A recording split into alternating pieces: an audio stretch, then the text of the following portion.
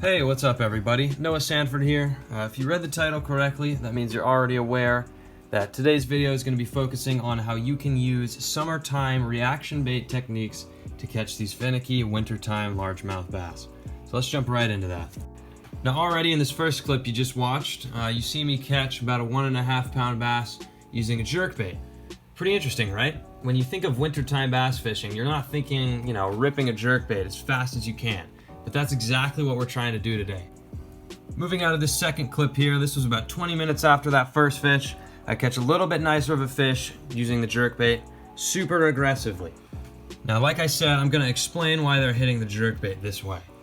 In wintertime, these fish, when they see a jerkbait go by, it's pretty obvious to them it's fake. All they see is just a flashy, shiny, bright thing darting through the water, and so their first instinct isn't, oh, I'm hungry, I want to eat this. It's that they're reacting to it. Basically, when these bass see a fast, aggressive, flashy jerkbait like we're throwing today swim by, they're thinking, it triggers their senses, it triggers their lateral line, so they just lash out and eat it without thinking.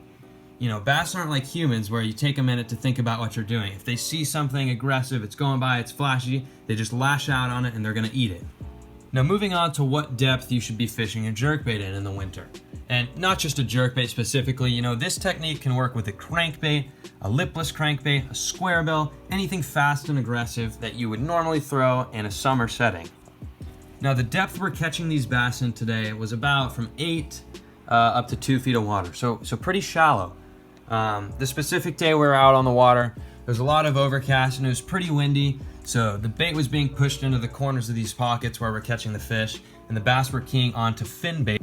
Now right here, I actually switched up baits. We got in a little bit deeper of water out in the middle of this channel that we're in, about 15 to 20 foot, and I decided to pick up a Damiki axe blade. This is just a simple tail spinner, just a lead bait with a willow blade on the back of it. You see right there, I hook up on about a 13-inch fish, not a huge one, but they were keying onto the bait. As we looked at the graph, we saw a lot of bait. We were marking fish on the meter, so I decided to throw it out there, let it sink about halfway down, and then just start a slow, steady retrieve back. Now the rest of the video pretty much goes along the lines of what we talked about earlier with these jerk baits, so you can go ahead and sit back, relax, and enjoy watching us catch a few more pretty good bass.